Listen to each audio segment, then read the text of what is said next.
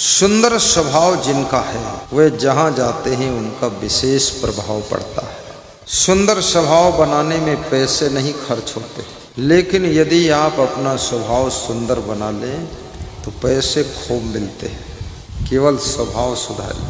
जिनके पास में सभ्यता है, शालीनता है, शिष्टता है, भद्रता है, वे लोग दूसरों के दिलों पर राज करते हैं। जिनके पास में मृदु वाणी है वे संगठन को मजबूत करने का कार्य कर सकते हैं। जो लोग स्वयं संतोष करके खुश रहते हैं और दूसरों का ख्याल रखते हैं, वे लोग कभी अकेले नहीं होते हैं। उनके साथ में बहुत लोगों का सहयोग रहता है। संसार में दुख भी आएंगे, सुख भी आएंगे, हानि भी होगी, लाभ भी होगा। चाहे रो रो करके ये सब सहन कर लो, चाहे हंस हंस करके सब बर्दाश्त कर लो। जिससे तुम बहुत प्रेम करते हो उसकी अचानक मृत्यु भी हो जाएगी। जिनको तुम अपनी जान से ज्यादा मानते थे वे लोग कभी धोखा देकर तुमसे दूर चले जाएंगे। जिन्होंने रो रो करके तुमसे उधार रुपये लिए हैं, अब मांगने पर वे कहते हैं क्या तुम्हारा पैसा मार लूंगा जो बार बार मांगते हो, जब होंगे तब दे दूंगा, बार बार मत मांगना। उल्टा चोर कोतवाल को डांटे, आपको आंख दिखा देता है। किसी से उधार पैसे लीजिए, कोशिश करके समय पर वापस कर दीजिए, ताकि फिर कभी फ्यूचर में प्रॉब्लम आए तो तुमको उधार मिल सके। उधार वही देता है जो तुम पर बहुत बड़ा विश्वास कर लेता है। धोखा देने वाले लोग कभी सुख, शांति, सफलता नहीं पाते हैं। विश्वास को जीतने वाले लोग जिंदगी के महाभारत में कभी हारते नहीं हैं, हमेशा जीत प्राप्त करते हैं। सत्संग में सहयोग देने वाले लोग महान हुआ करते हैं। इस साइड में बच्चे हल्ला मचा रहे हैं, कोई जाकर शांत कर। 2-3 लोग जाइए उधर, थोड़ा ध्यान दीजिए। और सत्संग में जिसको सेवा करने का सौभाग्य मिला है, जल पिलाने की सेवा, कुर्सी सेटिंग करने की सेवा, सबको बिठाने की सेवा, वह व्यक्ति अपने भाग्य को सौभाग्य में बदलने की चाबी प्राप्त कर लेता है। उन्नति का साधन सेवा है, जिससे ही आत्म शुद्धि होती है। छत्तीसगढ़ प्रदेश में सत्संग हो रहा था। 2-3 भक्त मेरे पास में आए। सत्संग का दूसरा दिन था। प्रवचन समाप्त हुआ, उसके 2 घंटे बाद आए। बोले आज बहुत अच्छा लगा, सुख मिला। तो हमने कहा कल अच्छा नहीं लगा था। बोले कल सत्संग से छूटने के बाद मैं भोजन खा के अपने घर चला गया था। बोले आज 2 घंटे सबको परोस परोस कर खिलाया, उसके बाद खाया तो बहुत अच्छा लगा, गुरुजी सुख मिला। तुमने का नाम क्या तुम्हारा है? बोले बिल्लू अग्रवाल। क्या करते हो? बोले आपकी कृपा है, राजा बाबू को। उसने अपना बिजनेस दिखाया तो जितना बड़ा ये पंडाल है, इतना बड़ा उसका फर्नीचर हाउस था, करोड़ों का सामान भरा हुआ। हमने कहा बिल्लू? बोले धन तो दिया था लेकिन शरीर से सेवा नहीं किया, इसलिए गुरुदेव आनंद नहीं आया था। शरीर से भी सेवा करो। सत्संग होने जा रहा है, पोस्टर चिपकाने के लिए भी जाइए, पर्चे भी बांटिए। जब तुम पोस्टर चिपकाने जाओगे तो सबसे बड़ी बात है कि तुम्हारा अहंकार टूटेगा। द्वार द्वार पर पर्चे बांटोगे, न्योता दोगे तो तुम्हारे अंदर नम्रता का जन्म होगा। और जिसके दिल में नम्रता की नदी बहती है, याद रखना उसी के दिल में देवालय स्थापित हो जाता है। और जिसके मन में प्रेम की गंगा बहती है तो मन में ही मंदिर स्थापित हो जाता है। और जिसके कर्मों में सत्कर्म समा जाते हैं तो याद रखना उसके कर्म में ही धर्म स्थापित हो जाता है। इसलिए मंदिर बनाइए और मंदिर में जाइए। महीने में एक दिन निर्धारित करिए कि मंदिर में गांव के लोग इकट्ठे होकर के थोड़ा भजन कीजिए, माइक लगा लीजिए, थोड़ा जिसको सुनाना आता है वो थोड़ा सत्संग भी सुनाए। क्योंकि सत्संग की वाणी जरूरी नहीं कि गुरुजी ही सुनाए। सत्संग की वाणी तो जिसके मुख से निकलेगी वो कल्याणकारी ही हो। हर गांव में कोई न कोई ऐसा सुयोग्य व्यक्ति होता है जिसकी वाणी और जिसका जीवन बड़ा सुंदर होता है। उनके द्वारा सत्संग का लाभ लीजिए। गुरु जी के प्रवचन साउंड में बजा दीजिए, सब लोग 1 घंटे सुने। थोड़ा बूंदी का प्रसाद, खीर का प्रसाद बांटिए। आजकल देखा जाता है मंदिर सूने सूने रहते हैं और मदिरालय की दुकान भरी भरी रहती है। कलयुग का वर्णन जब सीता जी ने राम से पूछा था कि हे भगवान, कलयुग में मंदिरों की क्या दशा होगी, तो राम ने कहा था सुने सुने मंदिर होंगे सीता। बोले मंदिर होंगे कि नहीं होंगे प्रभु? बोले होंगे। तो कैसे होंगे? बोले सोने सोने होंगे। सोने सोने यानी सोने के होंगे? नहीं नहीं, सोने वहां सन्नाटा होगा, लोग नहीं जाएंगे। कितनी मस्जिदों में सन्नाटा है, कोई नहीं कोई नहीं। ये तो जबरदस्ती मुस्लिम भाई अपने बच्चों को टोपी लगा देते हैं, लगाए रहते हैं। लेकिन आज के फैशन की युग में मुसलमान का बच्चा भी टोपी वोपी सब फेंक देता है, बोलता है टोपी के भीतर थोड़े इस्लाम है।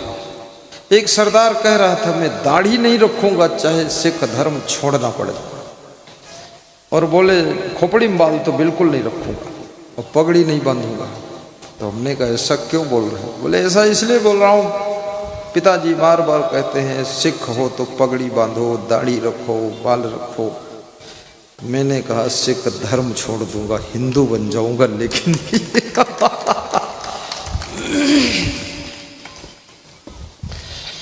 कितने मुस्लिम लोग हिंदू धर्म स्वीकार कर लिए। ये सब झंझट उनको लगता है। सोने सोने मंदिर होंगे, भरी रहेंगी मधुशाला।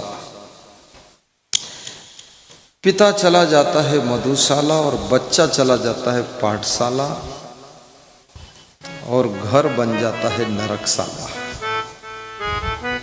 और घर में रोज रोज आता है साला, साला भी रोज आ रहा। जिस घर के माँ बाप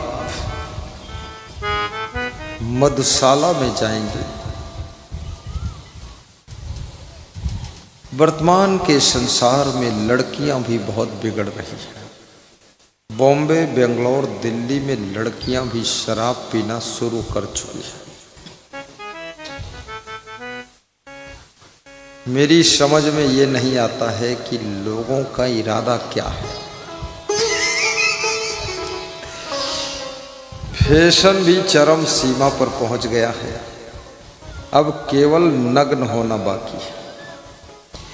और कितना बड़ा पतन है, जो मां बनने की उम्मीदवार है लड़की बहू, वो शराब पीना शुरू कर रही है। ये साक्षात कलयुग है। और ये भी याद रखना, हनुमान जी ने कभी शराब नहीं पिया, मैंने कभी बीड़ी भी नहीं पिया। क्या हम जी नहीं रहे? आज एक सज्जन अपनी पत्नी को लेकर आए और कहने लगे इसको गुरु मंत्र दे दो, वैष्णव बना दो। तो हमने कहा साथ में तुमको भी बना दो वैष्णव। बोले हमको क्षमा कर दो। तो मैंने कहा क्यों क्षमा कर दूं? बोले देश विदेश जाता हूँ, बाहर रहता हूँ। तो मैंने कहा हमसे ज़्यादा बाहर कोई रहता ही नहीं। अक्टूबर से निकलता हूँ, जून में लौटता हूँ, बाहर ही रहता हूँ। तो हमने कहा बाहर रहते तो क्या गोबर खा लेते? कितना ही बाहर व्यक्ति रहे गोबर तो नहीं खाएगा, कितना बाहर रहे लेकिन ठंडी लगने पर रजाई ही ओढ़ेगा, कितना ही बाहर रहे व्यक्ति गर्मी लगने पर पंखा कूलर ही चलाएगा, कितना बाहर रहो लेकिन पेंट ही तो पहनोगे। तो बाहर रहते हैं तो बाहर का मतलब क्या है, अंडा खाता हूँ, मुर्गा खाता हूँ, इशारे में समझ लो गुरुदेव बेइज्जती क्यों कराओगे। दारू पी लेता हूँ, लेकिन अपनी पत्नी को श्रद्धा से गुरु मंत्र दिलाए। तो हमने कहा गुरु मंत्र बोलने जा रहा हूँ तो तुम बाहर हो जाओ। बोले मैं बाहर हो जाऊँगा, क्योंकि बाहर ही रहता हूँ, बाहर फिर हो जाता बाहर खड़ा रहा और झांकता रहा कि गुरु मंत्र कैसे दिया जा रहा, कैसे लिया जा रहा। हमने कहा जा ले लेना, बोले बाहर ही ठीक है। लेकिन उसकी ये विशेषता थी, अपनी पत्नी को हंसते हंसते गुरु मंत्र दिलाया। वो पति भी धन्य है जो अपनी पत्नी की भक्ति में बाधक नहीं बनता है। वो नारी भी नारायणी है जो अपने पति की भक्ति में साधक है, बाधक नहीं है। पति अगर एक कदम भक्ति में बढ़ाता है तो वो 2 कदम बढ़ाने के लिए तैयार रहती है। ऐसी नारी जिस घर में रहती है वो घर लक्ष्मी से भरा रहता है।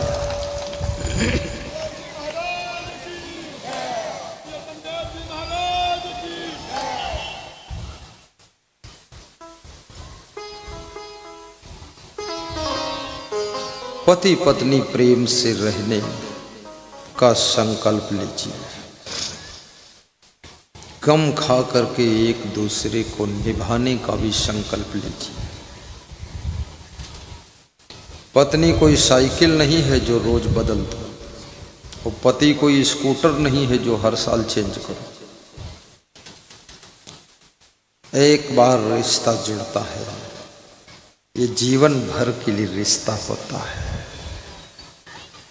और जो रिश्ता जीवन भर के लिए है, उस रिश्ते में मिठास घोलने की कोशिश करो। रिश्ता कमजोर होने में देर नहीं लगती है, रिश्ता टूटने में देर नहीं लगती है, लेकिन रिश्ता निभने में पूरी जिंदगी गुजर जाती है, तब जाकर रिश्ता निभता है।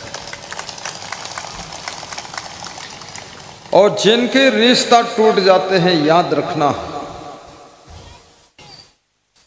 तुम्हारा शोषण करने वाले बहुत लोग हैं, झूठा प्यार करने वाले, झूठा प्रेम करने वाले, मतलबी यार भी बहुत मिल जाएंगे।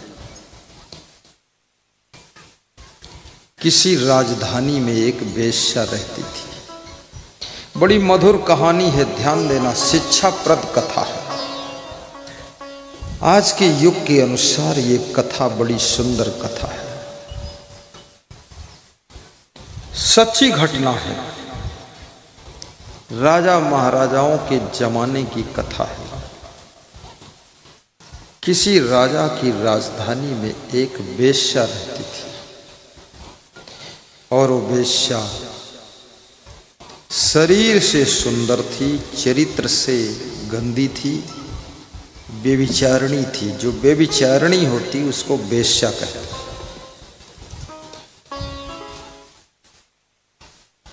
उसके पास में बड़े बड़े लफंगे इकट्ठे होते थे। राजकुमार भी आकर के उसके द्वार पर दस्तक देता था।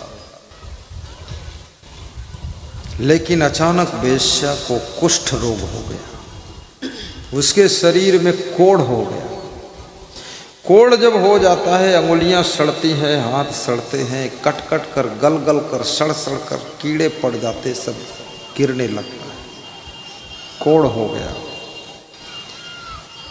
जब कोढ़ हो गया तो उसके पास में वह सब लफंगे आना बंद कर देते हैं। वेश्या बुलाती है, फिर भी कोई नहीं आता है। अड़ोस पड़ोस के लोगों ने उस वेश्या को कपड़े में लपेट कर राजधानी के बाहर एक बहुत बड़ा तालाब था, उस तालाब के किनारे फेंक दिया जाकर के। ये स्वार्थी संसार तुम्हारे चेहरे की चमक दमक में आकर्षित होने वाला संसार बीमारी आ जाए तो तुमको फेंक देगा, लेकिन तुम कितने बीमार हो जाओ तुम्हारा पति नहीं फेंकेगा, तुम्हारी पत्नी नहीं फेंकेगी, वो तुम्हें संभालेगा, इलाज कराएगा। यही पति का अर्थ होता, यही पत्नी का अर्थ होता।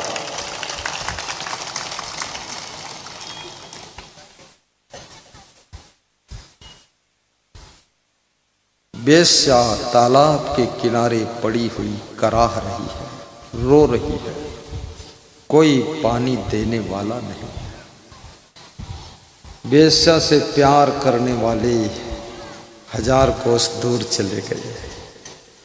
अब वो गाने सब भूल गए कि बड़ा लुफ्त था जब कुंवारे थे हम तुम, और बड़ा कोड़ है अब बुढ़ापे में हम तुम। कोई नहीं मिला, केवल हम तुम गायब हो गए।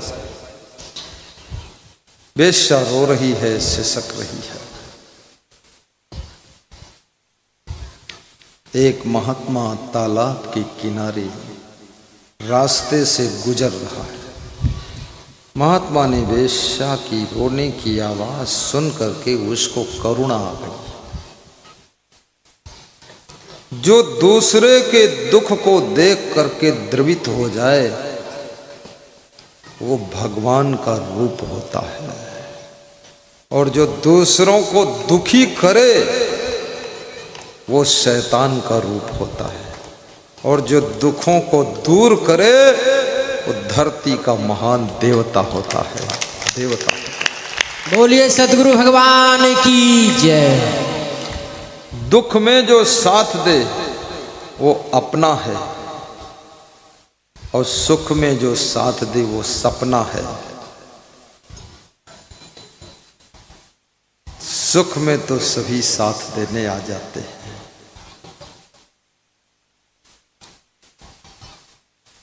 याद रखना। साधु जाता है देखता है, ये तो वही वेश्या है जिसके द्वार पर मैं 10 वर्ष पहले निकला था तो इसने मुझको बुलाया था और मैं नहीं गया था। वेश्या के मुख में कमंडल खोलकर एक घूंट पानी डाला साधु ने। वेश्या की आंखें खुली और देखा कौन खड़ा है। देखा ही तो वही साधु है जो 10 साल पहले मेरे द्वार पर निकला था। मैंने इसको बुलाया था, उस समय आया नहीं था।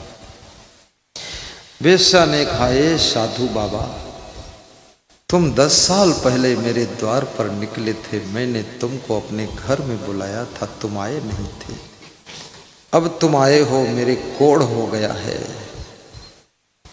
मेरा शरीर गल रहा है, सड़ रहा है, कीड़े पड़ गए हैं, कोई अब आने वाला नहीं मेरे पास में। अब तुम क्यों आए हो, तुम्हें क्या मिलेगा? साधु ने जो उत्तर दिया वो सुनने जैसा उत्तर है। साधु ने कहा, जो पहले आते थे तेरे पास में वह सब वासना के कीड़ा थे। अब जब वो वासना के कीड़ा सब दूर हो गए तो तेरी पीड़ा को दूर करने के लिए ये साधु आया है, तेरे को जल पिलाए। ये जल साधारण जल नहीं है देवी, ये जल मेरे गुरुदेव के चरणामृत का जल है, इसको पियो। और मैं एक कमंडल ये जल आपके पास रख कर जा रहा हूं, इसको अपने घावों पर लगाना, अपनी कोढ़ जहां जहां है वहां चरणामृत लगाना। 1 चम्मच रोज पान करना, अपने ऊपर छिड़कना। विश्वास करो मेरे गुरु के चरणामृत की शक्ति से तुम एक दिन पहले जैसी सुंदर काया प्राप्त करोगे। 6 महीने में वेश्या का कोढ़ दूर हो गया, फिर से सुंदर काया प्राप्त हुई। जब फिर से सुंदर हुई काया तो फिर से वही लफंगे लपकने लगे। जो आता था वेश्या उनको गाली देकर, दुत्कार कर, फटकार कर भगा देती थी। वेश्या पूरे राज्य में घूम रही थी। साध्वी जैसे सफेद कपड़े साड़ी पहनकर घूमती थी और पूछती थी, मैं तो उस परमात्मा को ढूंढ रही हूँ जिस परमात्मा ने महात्मा का भेष धारण करके मुझे अपने गुरु का चरणामृत प्रदान किया था, जिससे मुझे पुनः स्वर्ण जैसी काया प्राप्त हुई।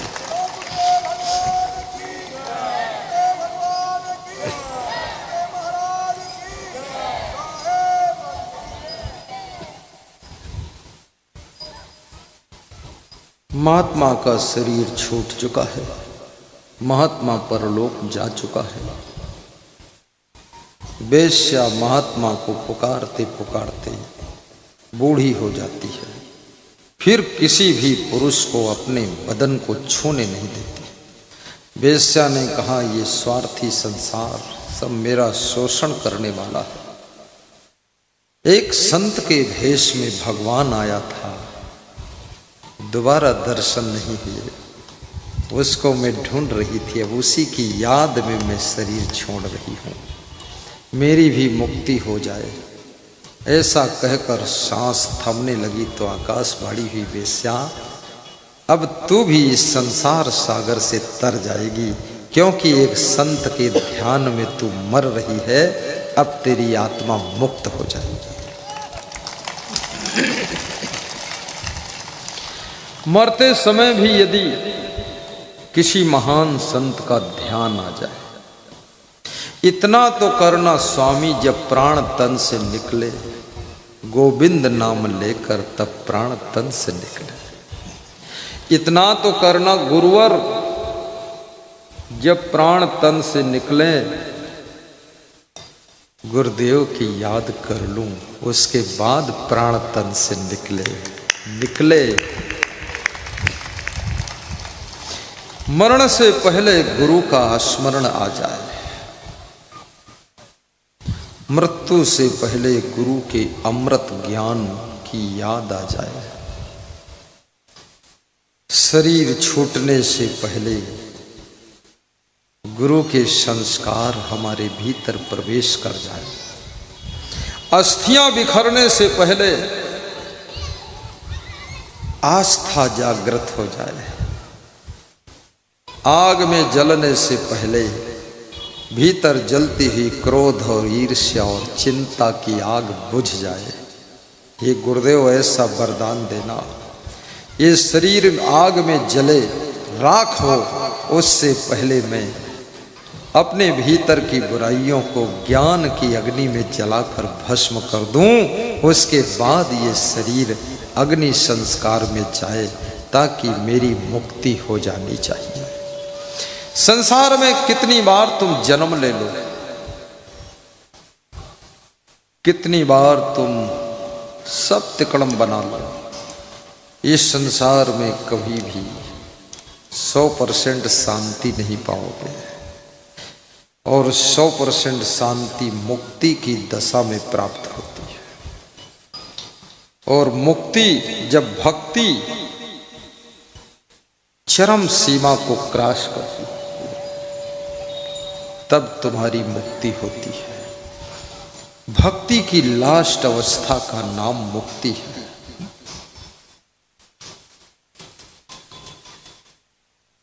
सोकर उठो। आज मैं 4 बजे सोकर उठा तो मैंने मोबाइल देखा, तो उसमें एक देशपाल नाम का व्यक्ति है, उसने 4 बजे दान डाला था पे फोन में। मैंने कहा ये मेरी याद में ही सोता है और मेरी याद में ही जागता है, 4 बजे उठकर दान डाला। मैंने मन में कहा कि देशपाल तो नाम है, लेकिन तुम धर्मपाल भी हो। कितना तुम्हारे अंदर धर्म करने की भावना है। इस संसार में जो तुम दूसरों की सेवा में खर्च कर दोगी, वही तुम्हारे साथ में परलोक तक जाएगा।